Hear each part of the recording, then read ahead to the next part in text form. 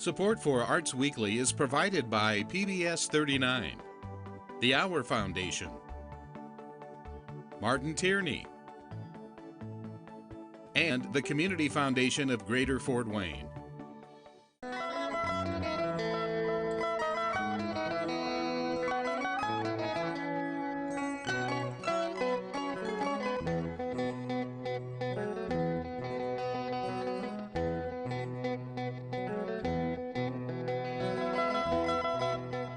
This is Arts Weekly.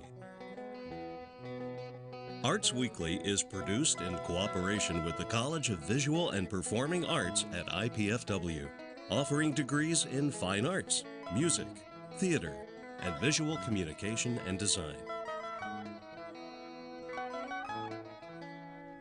Welcome to Arts Weekly. I'm Melinda Haynes of the IPFW College of Visual and Performing Arts. In the second half of today's show, we'll meet featured Fort Wayne artist Liz Monnier, but first it is time to start winding down our arts-filled summer and look toward the fall. Joining me today to talk about what's coming up at the grand and glorious Embassy Theater is Marketing Director Barb Richards. Barb, thank you so much for being here. Well, thanks for having me, Linda. Well, you are another Fort Wayne fixture, and so I would like to talk. The older you get, they take words on legendary, fixture.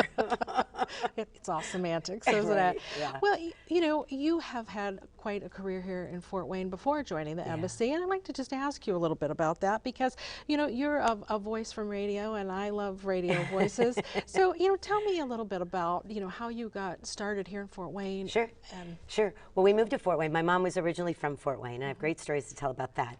But we moved back to Fort Wayne when I was in grade school, and I was shy. Hard to believe. I know, very hard to believe.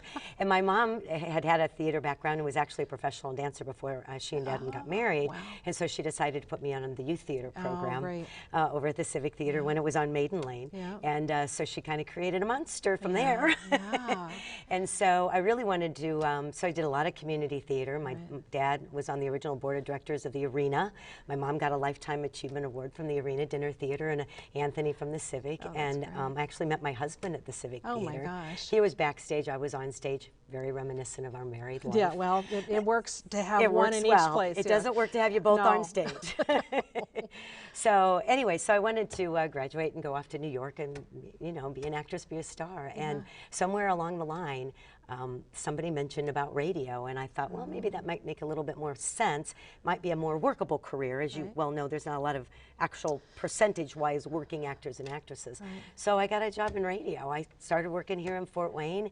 We moved away for about 8 years and ended up coming back in 1984 and put down roots, and it's the best thing I've ever done in my life. Yeah.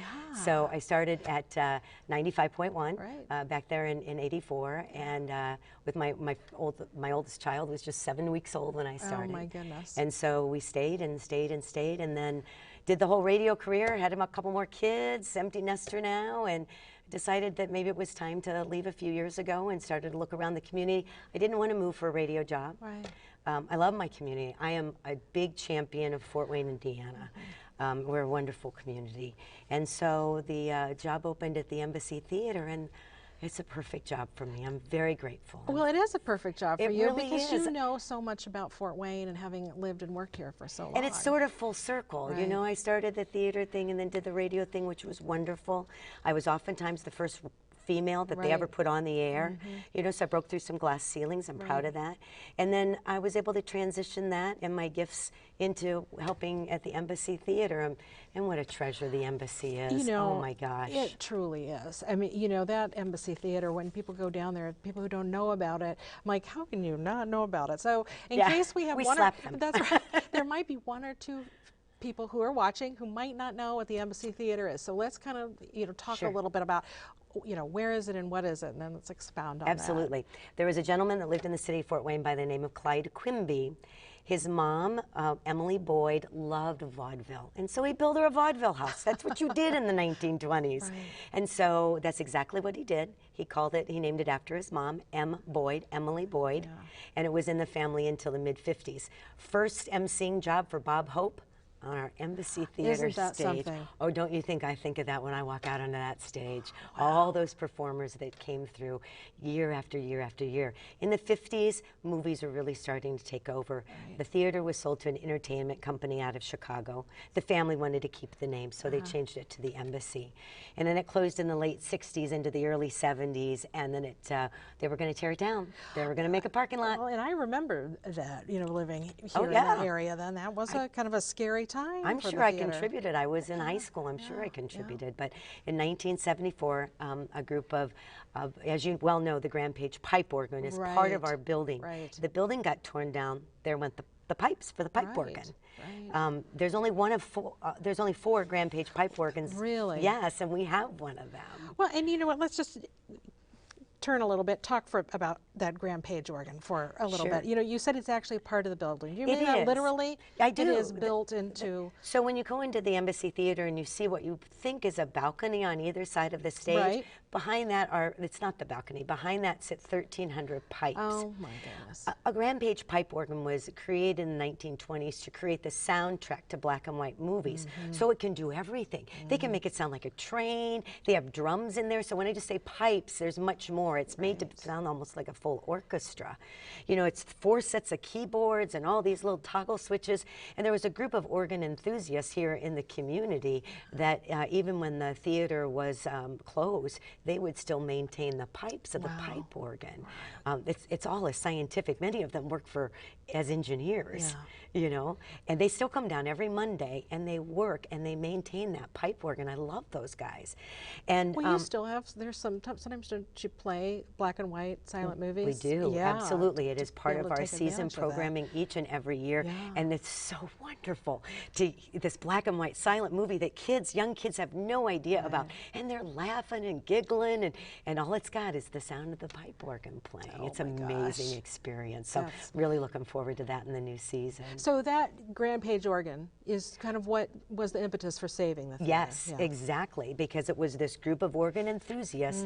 Bob Goldstein was the leader of the pack that said, let's create this foundation and let's save the Embassy Theater, and that's what they did. 3 days before the wrecking ball was to come in and knock down the building, they raised $250,000. Oh my gosh. It's a lot of money, especially back then. They sold cheese. Never gotten quite the cheese embassy tie-in, but it's okay, you know. And kids were literally emptying their piggy banks to save it, but that really and truly was saved for the organ. That is I don't wonderful. think I don't think a lot of people know that. Right. It was quite an education when I started. Right. At It's a the great embassy. story for, you know, just to think about when you sit in that building. Wow, what it went through, and look, you know, how beautiful it is today. Well, so what do you have coming up this fall? Well, we're very excited about our Broadway series. I brought you a Broadway series, Fan. Excellent. Wasn't exactly a great summer for fans, but it's going to be a great season for our Broadway series because we're bringing in Jersey Boys. Oh.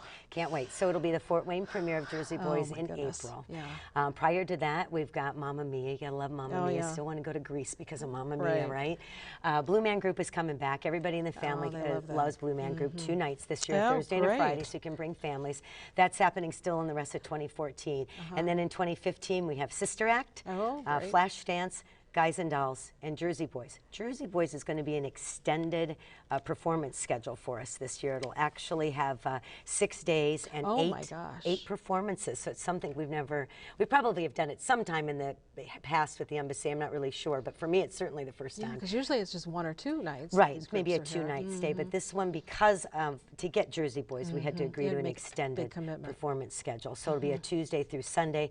There'll be a show every night, and there'll be matinees on Saturday and Sunday. So subscriptions are currently available, and then single tickets will be going on sale throughout the season. So, I mean, all of these shows have just the most wonderful music in them. Those are all singable, danceable. And absolutely. What I really like about our Broadway series is we always kind of give you a traditional Broadway music, this year being Guys and Dolls. Oh, I love that one. I know. I love it. Well, I love them all. It's one of my favorites. Yeah, mine too. Yeah. Oh, my goodness. So you've got Broadway at the Embassy. Right.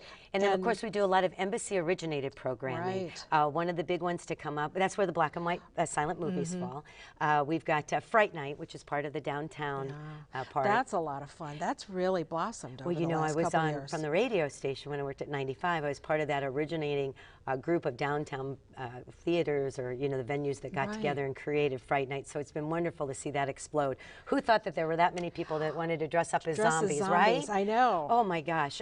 So what we're going to be doing this year is we're going to be doing 3 different movies. We're going to start early in the afternoon with a couple episodes of Scooby-Doo for the kids. Oh, good. Scooby-Doo, that's great. Yeah, and then later on we'll be doing Ghostbusters on the big screen, which is fun. Yeah. And then we've got Nightmare on Elm Street very late at 11 o'clock. Oh, my goodness. Yeah, so we're looking forward to that.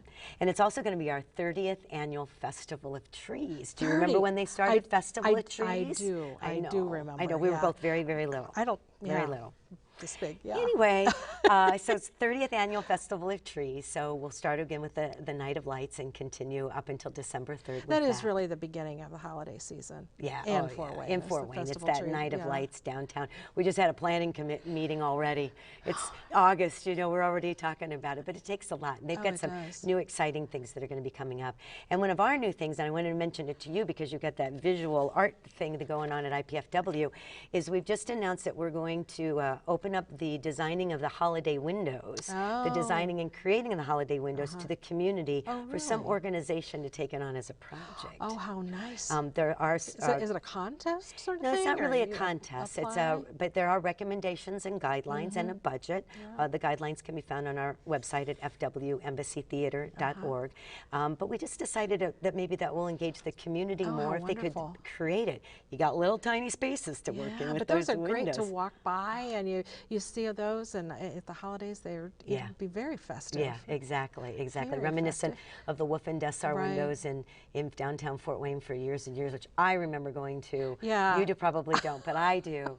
And so it's just a magical time in downtown Fort Wayne. It's a great time to be down there. So we're really looking forward to those things in the fall, and then in the spring we'll have our black and white silent movies. We'll have our down the line concert franchise. We've got a lot of other stuff coming up. So. Well, I want to just spend a minute on the vision for the embassy. What is that as we walk down and we see that big piece of scaffolding or whatever that is in front of that? Tell me about that real fast. So it's just a few weeks ago, the beginning of July, that we had a wall breaking ceremony, because most people have a groundbreaking. Well, we weren't breaking ground. We already had the building. We're just fixing up the inside to make it usable space for the embassy with the Indiana Hotel. So again, that founding group of organists at Save the Theater said, well, we've got the hotel right here. Let's just buy them both. And they literally opened 2 weeks apart. I see. The theater opened first and then the hotel. Unfortunately, we don't have any history of the hotel. Like, I would love to know what room Bob Hope stayed in. How fabulous, But it's a ballroom that's going to be up there, right? Right. It's not going to be a hotel. We're going to make a 2-story high ballroom in the 6th and 7th floor. There'll be a rooftop garden. Of course, as you know, a lot of people get married at the embassy. It's beautiful. And we have a lot of private parties at the embassy. So by expanding into some other areas with some additional venues, it helps keep the embassy theater running well and operating good, so we can continue to bring great entertainment to Fort Wayne. It is a wonderful facility. So for information, how can people get information about the shows? Absolutely. Or anything else? It's best to go to our website, fwembassytheater.org. We post regularly on Facebook and Twitter, so if you can follow us and like us, that's always a good thing to do. Our box office is open 10 a.m. to 6 p.m. Monday through Friday. At any point in time, drive up, pull off, come in, talk to them all you want. You can call them too at 260-424-5665. So can you tell I'm a little excited about being there? Well, thank you so much for being here today, Barb. It's great to have you here. Good to see you, Melinda. As we prepare for our next guest, please take a minute to view our performance calendar of what's coming up in our region. We'll be right back with featured Fort Wayne artist Liz Monnier.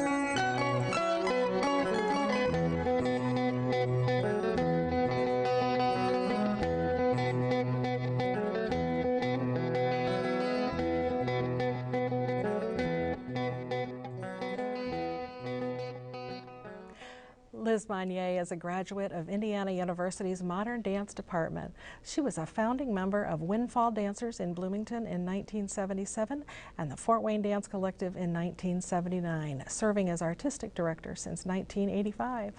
Liz received 2 artist fellowships from Arts United of Greater Fort Wayne and 6 Philo T. Farnsworth Awards for video productions for public access television. She also received first place in the Hometown Awards, a national competition for access producers, a Margaret Ann Keegan Award, and the Gene Weil Local Access Production Award.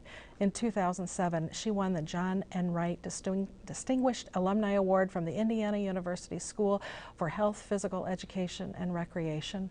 And recently, Liz developed a curriculum for dance education for disabled adults.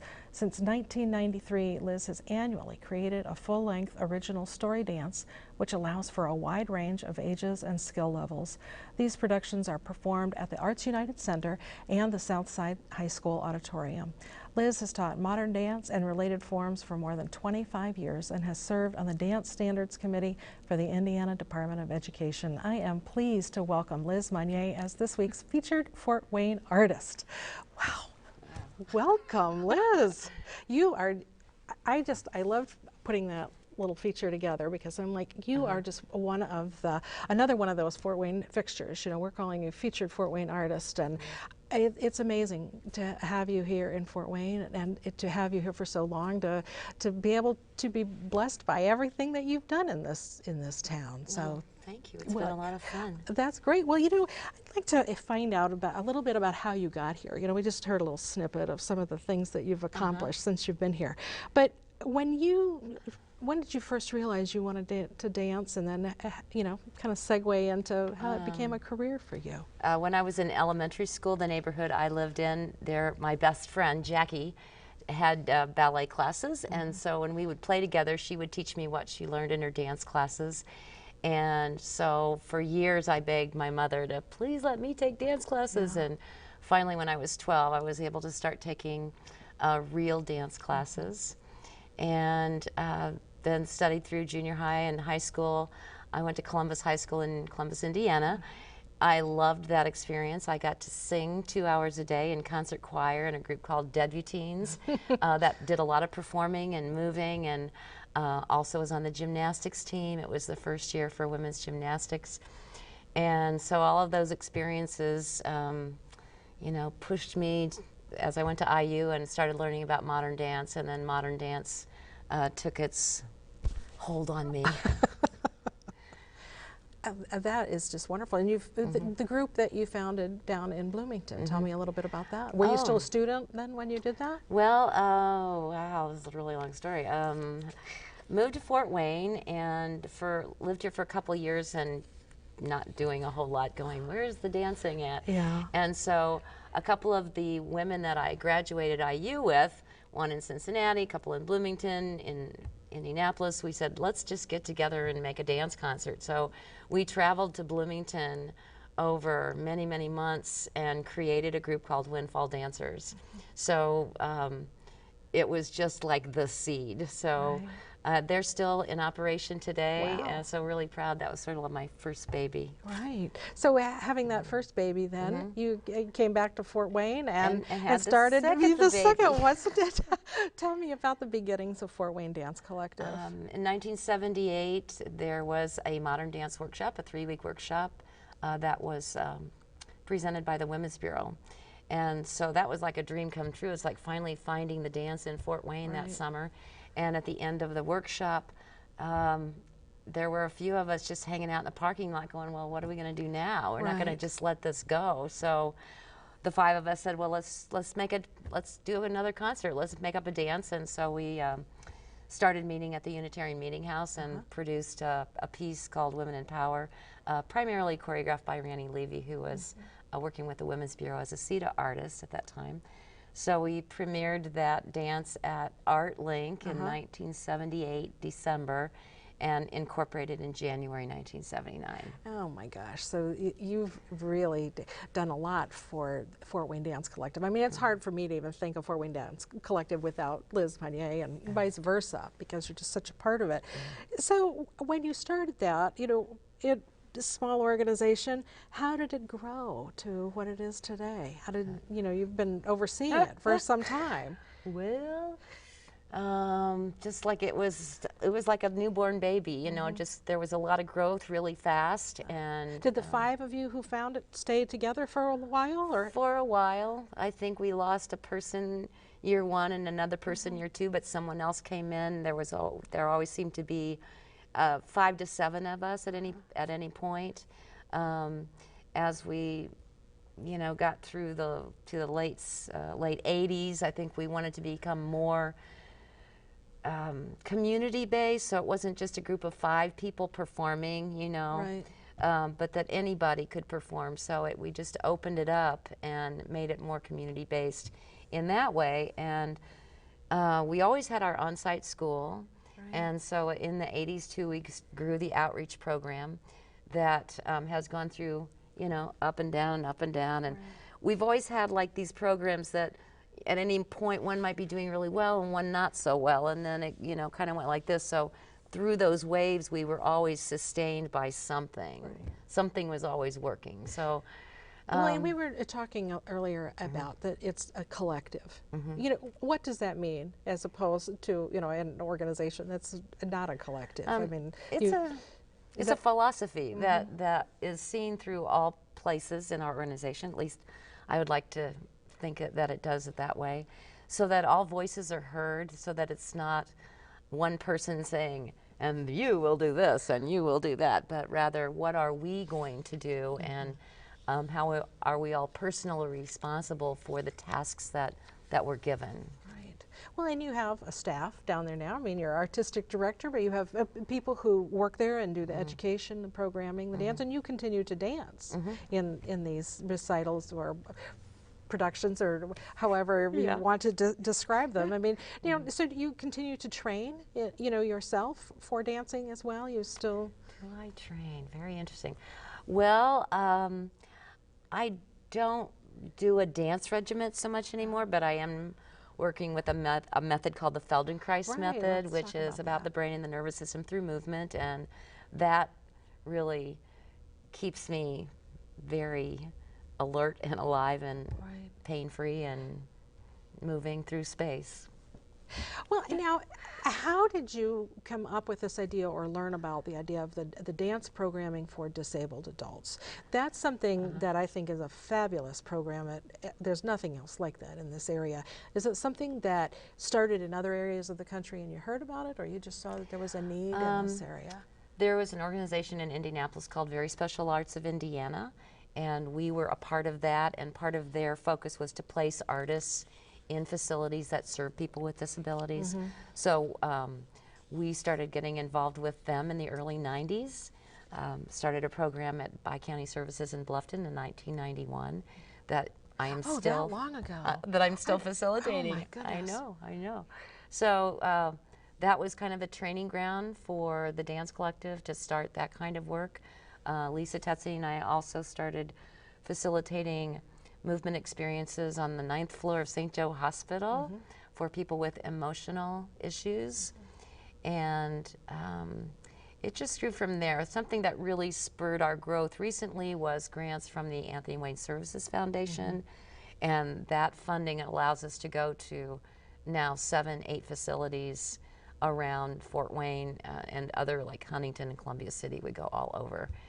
And you're not performing for these groups. You are actually encouraging them to move and dance. We're providing programming for them, creative movement, and also singing and songs and playing instruments and, you know, doing a lot of...